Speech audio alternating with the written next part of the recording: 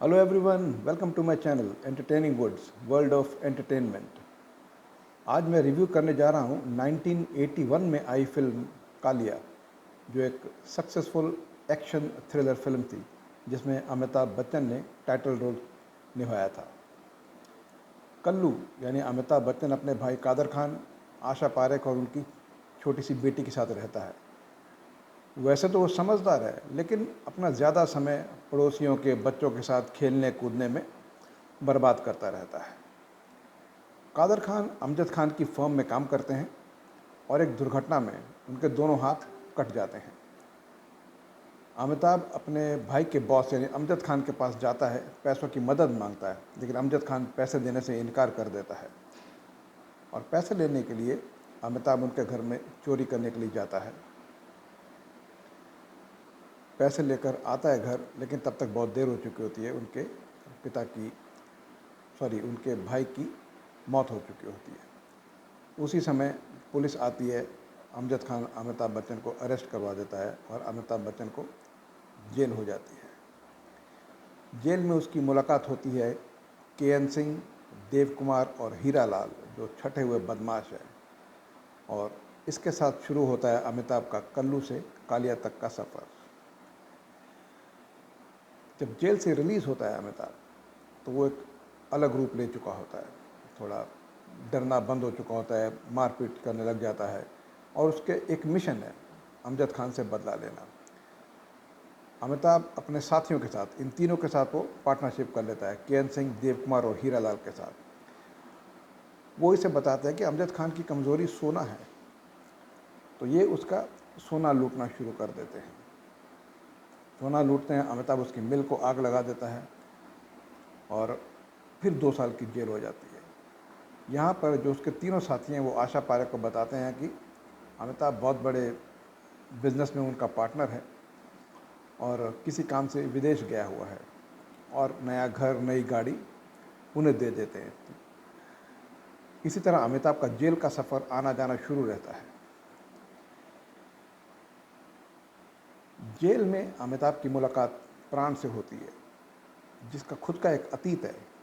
एक मुजरिम ने उसकी 3 साल की बेटी उससे चुरा ली थी और वो उसे हमेशा खलता रहता है, प्राण को।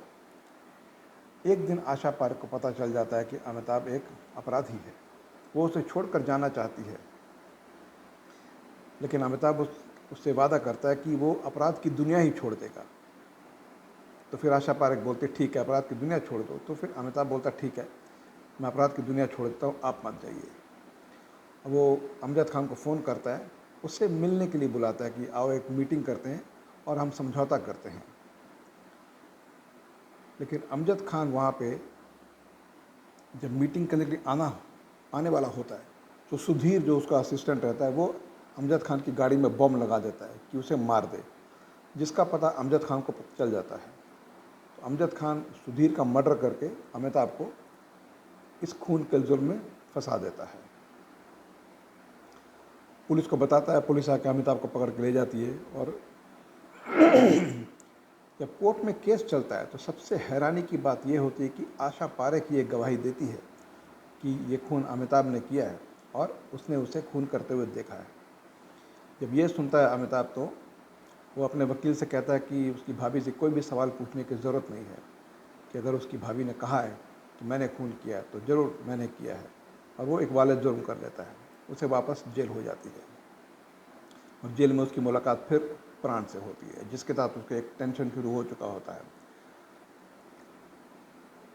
अब आगे क्या होता है? क्या अमिताभ खुद को निर्दोष साबित कर पाएगा? अगर हाँ, तो कैसे? आशा पारेख ने उसके खिलाफ गवाही क्यों दी थी? क्या प्राण अपनी बेटी से मिल पाएगा या नहीं? कौन था जिसने उसकी बेटी को उससे चुराया था? जैसे जैसे फिल्म क्लाइमैक्स की तरफ बढ़ती है, दर्शकों को इन सारे सवालों के जवाब मिलते हैं। स्टोरी टिनू आनंद की है, जो बहुत ही बेहतरीन है। उन्हें अमिताभ की स्ट्रेंथ पता थी, इसलिए उन्होंने स्टोरी को बिल्कुल अमिताभ को दिमाग में रखकर, उनका स्टार पावर, उनका जो लोगों में पॉपुलैरिटी थी, उसको ध्यान में रखकर स्टोरी लिखी है। और स्क्रीन पर लिखा था टिनू आनंद, संतोष शाह, शाहजहां और ताहिर ने। ये इस फिल्म की सबसे बड़ी बैकबोन है। बेहद टाइट स्क्रीन प्ले है जिसमें दर्शकों की रुचि शुरू से लेकर अंत तक बनी रहती है। हर सीन के बाद आपको ये सोचना पड़ता अब आगे क्या होगा, आपकी क्यूरियोसिटी बढ़ती रहती है। अब ये होगा, अब वो होगा, कैसे होगा, आप ये जानने के लिए बेचैन रहते हैं। और कहानी इससे बिल्कुल भी कमज़ोर नहीं लगती, बल्कि कहानी को एक नई शक्ति मिलती है, ताकत मिलती है।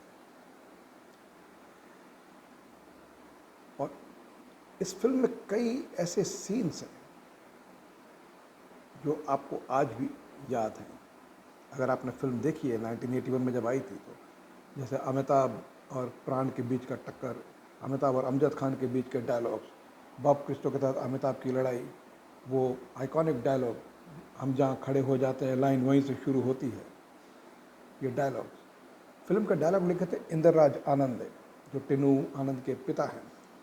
और डायलॉग इस फिल्म की खासियत है। एक एक डायलॉग, भले वो कादर खान के छोटे से रोल में दिया गया हो या प्राण को दिया हो, अमिताभ बच्चन के तो खैर पावरफुल डायलॉग थे, अमजद खान हो, आशा पारेख को जितने भी डायलॉग दिए गए हैं, एक एक डायलॉग पर बहुत मेहनत की गई है और ज़बरदस्त काम किया है इंदर राज आनंद ने। तो स्टोरी, स्क्रीन पे, dialogue, everything was top class. Praveen Bhatt की फ़ोटोग्राफी थी, बहुत ही बढ़िया फ़ोटोग्राफी थी, बहुत ही अच्छा पिक्चराइज़ किया उन्होंने। एक्शन सीक्वेंसेस हो, गाने हो, बहुत ही ज़बरदस्त पिक्चराइज़ किए हैं। एडिटिंग ए हबीब की थी, जो बहुत ही क्रिस्प है। करीब 3.25 घंटे की फिल्म है और कहीं भी आपको बोर नहीं होने देती है ये फिल्म। 5 गाने थे फिल्म में, जिसमें से 4 गाने बहुत ही बेहतरीन हैं। सॉरी, 6 गाने थे एक्चुअली।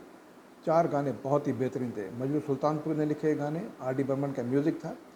जहाँ तेरी ये नज़र है, मेरी जहाँ मुझे खबर है, वेरी पॉपुलर सॉन्ग, आज भी पार्टी वगैरह में बजता है ये गाना तो लोग नाचते हैं। तुम साथ हो जब अपने दुनिया को दिखा देंगे, बहुत ही खूबसूरत लिखा है मजरू सुल्तानपुर ने। इसके जो लिरिक्स हैं बेमिसाल है। जब से तुमको देखा देखा है करते हैं, बहुत ही अच्छा रोमांटिक सॉन्ग है। और कौन किसी को बांध सका, सयाद तो एक दीवाना है, मोहम्मद रफ़ी ने गाया था इस गाने को। राम सेठी के ऊपर पिक्चराइज किया गया था, जो कि कैदी थे जेल में, जब अमिताभ फरार होते हैं जेल से, उसके ऊपर बहुत ही बेहतरीन गाना लिखा है और कंपोज किया, और मोहम्मद रफ़ी ने जान लगा दी इस गाने को गाने में। बेहतरीन म्यूज़िक भी है, story, screen play, dialogues, music, everything top class. इस फिल्म की दूसरी खासियत यह है कि जब स्टोरी, स्क्रीन प्ले बहुत अच्छा होता है, तो छोटे छोटे रोल भी जब किसी को मिलते हैं तो वो भी पावरफुल हो जाते हैं। और यहाँ पर एग्जैक्टली वही किया है डायरेक्टर टिनू आनंद ने। जितने भी छोटे छोटे रोल हैं, हर कैरेक्टर बहुत ही उभर कर सामने आया है। भले वो मुश्ताक खान हो, जो अमिताभ का असिस्टेंट बना है, राम सेठी हो, जो जेल में छोटा सा रोल है, मुराद हो, जो प्राण के बॉस बने हैं, सुधीर हो, जो अमजद खान के साथ काम करता है लेकिन गद्दी के लिए लालच है उसके मन में, सुधीर, केएन सिंह, हीरालाल, जो अमिताभ के पार्टनर्स होते हैं, यूनुस परवेज़, रज़ा मुराद, सज्जन, छोटे छोटे रोल लेकिन पावरफुल। हर इंसान अपना प्रेजेंस आपको महसूस करा कर जाता है। कादर खान, जिसका रोल करीब 20 मिनट का है, एब्सोल्युटली फ्लॉलेस। क्या परफॉर्मेंस है कादर खान की, उनका गुस्सा, उनकी dialogue delivery, body language, top class performance Kader Khan, mind blowing performance है उनकी। परवीन बाबी और आशा पारेख ने बहुत ही सिंसियर परफॉर्मेंस दी है, हालांकि उनके रोल उतने बड़े नहीं थे। आशा पारेख का रोल इनफैक्ट परवीन बाबी से ज़्यादा बड़ा है और बहुत ही अच्छा काम किया है। प्राण हमेशा की तरह जो भी रोल उन्हें दें वो उसमें घुस जाते थे, और यहाँ भी एक जेलर के रोल में उन्होंने अपना जो परफॉर्मेंस दी है, बहुत ही ज़बरदस्त परफॉर्मेंस दी है। Amjad Khan yet again very good, ruthless, manipulative, aggressive, excellent. कोई भी सीन उनका हो स्क्रीन पर आप देखें तो you will fall in love with Amjad Khan, the bad man. और Amitabh Bachchan, mind blowing, no words to explain his performance. ये एक ऐसा कलाकार है हमारे देश का जो हर बार सिर्फ अपने आप को ही सरपास करता है। Nobody can beat him. What a performance by Bachchan, topless. भले वो भोला भाला कल्लू हो, या जो धीरे धीरे उसका ट्रांसफॉर्मेशन कल्लू से कालिया का होता है वो हो, action sequences, dialogue delivery, jail में उसके सीक्वेंसेस हो, प्राण के साथ हो या अमजद खान के साथ हो, रोमांटिक सीन्स विद परवीन बाबी हो, या इमोशनल सीन्स विथ हिज भाभी आशा पारेख हो, या एक सप्रेस सीन उसके भाई कादर खान के साथ हो, बेहतरीन performance. Absolute brilliant performance by Bachchan. Tinu Anand as a writer and director deserves full marks. जैसा मैंने पहले कहा कि जो मेन स्टोरी अमिताभ के ऊपर है, उन्हें अमिताभ की ताकत पता थी और स्टोरी उनके ऊपर ही लिखी है, और जिस तरह से उन्होंने स्टोरी को स्क्रीन पर नरेट किया है, बेमिसाल performance as a director and writer. Full marks. Excellent performance by Tinnu Anand also behind the camera this time. Overall Kaalia एक बहुत ही बेहतरीन फिल्म है जिसकी बहुत ही अच्छी रिपीट वैल्यू है. जितनी बार भी देखे इंसान बोर नहीं होता है. मैं देता हूँ इस फिल्म को 4 स्टार्स. अगर आपने नहीं देखी है तो ज़रूर देखें, यूट्यूब पर अवेलेबल है. आप 100% एंटरटेन होंगे. See the magic that was created in 1981 by Amitabh Bachchan, Pran, Amjad Khan and Tinu Anand. Super. Thank you very much for watching this video. अगर आपको ये रिव्यू पसंद आया तो please press the like button. अगर आपको पुरानी फिल्मों के रिव्यूज़ देखने का शौक़ है तो आप मेरे चैनल को सब्सक्राइब कर सकते हैं, ताकि जब मैं अगला वीडियो पोस्ट करूं तो आपको इसकी इत्तला मिल जाए. Thank you very much and have a great day.